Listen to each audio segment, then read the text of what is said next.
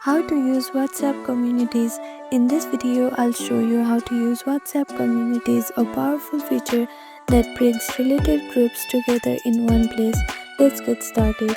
First, make sure you have downloaded WhatsApp on your device. For iPhone user, you can download it from App Store, and for Android user, you can download it from Google Play Store. After that, click on search bar and open WhatsApp. Make sure to log into your account. Tap on the communities icon. It looks like a group of people. On iPhone it's at the bottom and on Android it's at the top.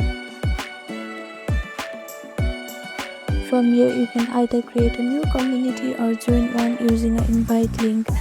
Communities are made of multiple related groups, perfect for schools, clubs or teams.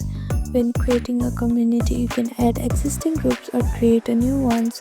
There's also a community announcement group where only admins can post important updates for everyone. Each group inside the community works like a regular WhatsApp group. You can chat, share files, and mute notifications if needed. Only admins can see all members. Regular users will only see the people in the group they are part of. It's organized, secure, and private. And that's it. This is how you use WhatsApp communities. Thank you for watching this video. Please do not forget to like, share, and subscribe to our channel.